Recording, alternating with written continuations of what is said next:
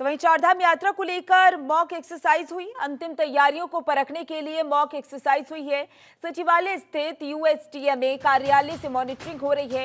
राष्ट्रीय आपदा प्रबंधन, राज्य आपदा प्रबंधन प्राधिकरण की बैठक दोनों की संयुक्त मुहिम से चल रही है मॉक एक्सरसाइज। ये बड़ी जानकारियां, बड़ी खबर आप तक पहुंचा रहे हैं। बता दें, अंतिम तैयारियां चल रही हैं। ऐसे में अंतिम तैयारियों को लेकर मॉनिटरिंग की जा रही है। तो वहीं यूएसटीएमए कार्यालय से मॉनिटरिंग की जा रही है। राष्ट्रीय आपदा प्रबंधन, राज्य आपदा प्रबंधन प्राधिकरण की बैठक हुई। दोनों की संयुक्त मुहिम से मॉक एक्सरसाइज भी चल रही है।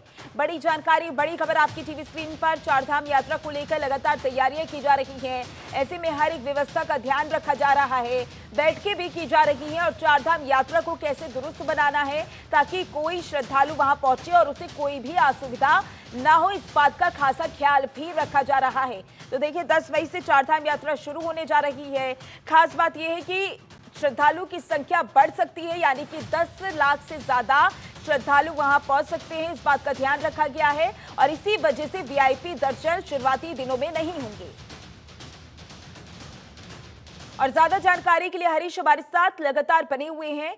हरीश, यूएसटीएमए कार्यालय से मॉनिटरिंग हो रही है, किस तरीके से मॉनिटरिंग की जा रही है? साथ ही ये भी बताइएगा कि राष्ट्रीय आपदा प्रबंधन, राज्य आपदा प्रबंधन प्राधिकरण की जो बैठक हुई है उसमें क्या कुछ बातचीत की गई है, क्या कुछ दिशा निर्देश जारी किए गए हैं? देखिए, माधुरी, जिस तरह से बैठक यहाँ पर की गई है एनडीआरएफ और एसडीआरएफ की तरफ से, तो उस बैठक का उद्देश्य खासतौर पर चारधाम यात्रा पर फोकस है। और जैसे मैंने 3 जिले आपको बताया कि रुद्रप्रयाग, चमोली और उत्तरकाशी, ये 3 जिले ऐसे हैं जहाँ पर चारधाम यात्रा चरम पर चलती है। तो जी। इन्हीं को ध्यान में रखते हुए जगह-जगह पर जहाँ पर जो सेंटर पॉइंट है, यानी कि गौचर हो या फिर रतूड़ा हो, इसके अलावा चिन्याली सौड़ हो, और दूसरी तरफ अगर हम बात करें तो अगस्त्यमुनि में। तो इन जगहों पर एनडीआरएफ और एसडीआरएफ की टीमें तैनात की जाएँगी, यानी कि आपदा जैसी स्थिति में किसी भी तरह के कोई अनहोनी ना हो, कोई घटना ना घटे, कोई दुर्घटना ना घटे। तो उस चीज़ को ध्यान में रखते हुए तमाम जगहों पर मॉनिटरिंग भी की जा रही है। और जो यहाँ पर मॉक एक्सरसाइज किया गया है, उसका उद्देश्य बिल्कुल साफ है कि कहीं न कहीं सरकार ये चाहती है कि बेहतर व्यवस्थाएँ इस समय हो सके और अधिकारियों को जो ज़िम्मेदारी यहाँ पर दी गई हैं, खासतौर पे मुख्य सचिव लगातार इन यात्रा पड़ाव का दौरा कर रही हैं। और अभी हाल में आपने देखा कि केदारनाथ में जब मुख्य सचिव राधा रतूड़ी पहुंची थी, तो उन्होंने भी हालाती जायजा यहाँ पर किया है। और किस तरह से जो चारधाम यात्रा जो शुरू होगी, उसमें किसी भी प्रकार से कोई दिक्कत ना हो, कोई परेशानी ना हो, श्रद्धालुओं के लिए या अन्य लोगों के लिए किसी भी तरह की कोई दिक्कतें ना हो, तो इसका विशेष ध्यान इस समय राज्य सरकार रख रही है।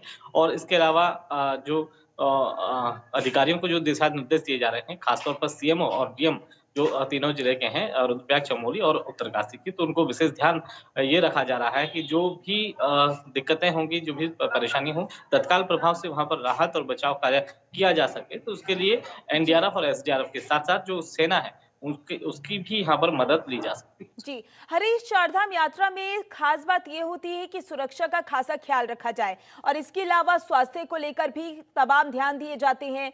लेकिन इसकी जरूरत खुद श्रद्धालुओं को भी होती है कि वो खुद भी अपना उतना ही ख्याल रखें। ऐसे में श्रद्धालुओं से भी किसी तरीके की अपील की गई है क्या? बिल्कुल, देखिए माधुरी, क्योंकि ये कहा गया है सरकार की तरफ से, जी। या स्वास्थ्य विभाग की तरफ से ये कहा गया है कि जो भी श्रद्धालु होंगे उनका पहले हेल्थ चेकअप होगा। और इसके अलावा जिन बसों में, जिन गाड़ियों में जो लोग तीर्थ यात्रा के लिए पहुँचेंगे, तो उनका यहाँ पर हेल्थ चेकअप होगा। और अगर उन्हें कोई दिक्कत, कोई परेशानी होगी, तो उनको विशेष ट्रीटमेंट यहाँ पर दिया जाएगा। और अगर उन्हें दिक्कतें होंगी, तो उन्हें यात्रा पर नहीं भेजा जाएगा। क्योंकि हाई एल्टीट्यूड इलाके हैं, खासतौर पर हम केदारनाथ की बात करें, जहाँ पर बहुत ज़्यादा ठंड होती है, बहुत ज़्यादा बर्फबारी भी होती है, बारिश हम्म। लगातार होती है। तो उसका ध्यान यहाँ पर रखा जाएगा कि अगर कोई वृद्ध है और उनका स्वास्थ्य अगर बिल्कुल ठीक नहीं है, तो उनको यात्रा से रोका जाएगा। और जब उनके हालात बिल्कुल ठीक हो जाएँगे, तो उनको यात्रा के लिए भेजा जाएगा। तो ये राज्य सरकार ने तय किया है कि इस बार की जो भी श्रद्धालु होंगे, उनका हेल्थ चेकअप यहाँ पर किया जाएगा। और हेल्थ चेकअप होने के बाद ही लोगों को आगे भेजा जाएगा। और यही नहीं, बल्कि यहाँ पर हेलीकॉप्टर की भी व्यवस्था की गई है, यानी कि एयर एम्बुलेंस की व्यवस्था यहाँ पर की गई है। केदारनाथ और गंगोत्री, यमुनोत्री के अलावा हेमकुंड साहिब में भी हेलीकॉप्टर की व्यवस्था ही की गई है, ताकि कोई भी इमरजेंसी होती है, कोई भी आपातकालीन स्थिति होती है, तो तत्काल प्रभाव से उन लोगों को राहत दिया जाए और उनका स्वास्थ्य के लिए उन्हें रेफर किया जाए। और जो सेंटर जो बनाए गए हैं, जहाँ पे डॉक्टर तैनात होंगे, डॉक्टरों की टीम जहाँ पर होगी, वहाँ पर उनको भेजा जाए, उनका स्वास्थ्य परीक्षण किया जाएगा, उनको